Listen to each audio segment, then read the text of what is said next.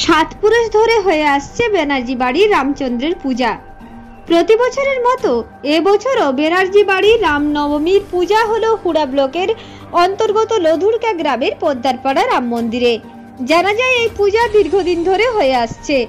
অপু ব্যানার্জি জানায় যে প্রভু রামের পূজা তাদের পারিবারিক পূজা। এই পূজা দীর্ঘদিন ধরে হয়ে আসছে, সপ্তম পুরুষ ধরে এই পূজা হচ্ছে।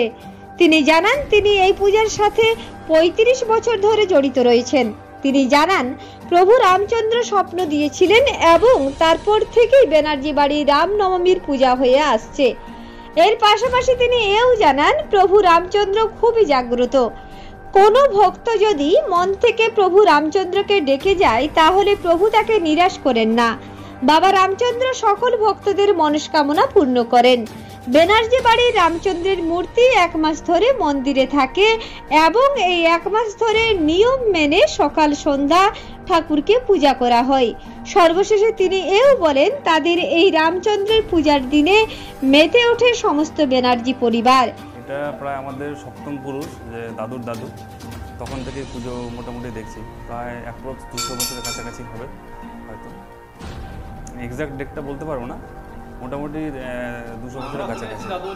দাদুর দাদু আমাদের সপ্তম পুরুষ, সেই সপ্তম পুরুষ বাসুদেব বড়জের রাবণ পারিবারিক পুজো। এটা আমাদের একদমই পারিবারিক পুজো।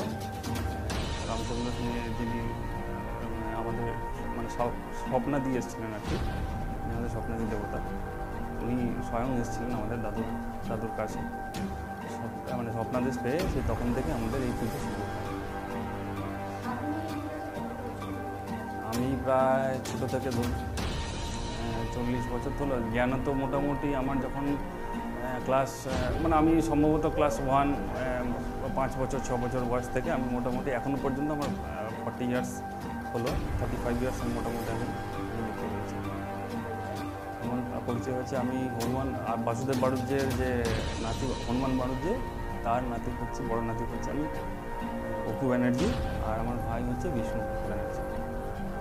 এর সাথে আমাদের যে এখন কাকা রয়েছে, ছোট কাকা ভজকৃষ্ণ ব্যানার্জি রয়েছে, আমার বাবা রিসেন্ট গত হয়েছেন সালগ্রাম ব্যানার্জি। হুড়া থেকে জয়শ্রী দের রিপোর্ট, রূপসী বাংলা মিডিয়া।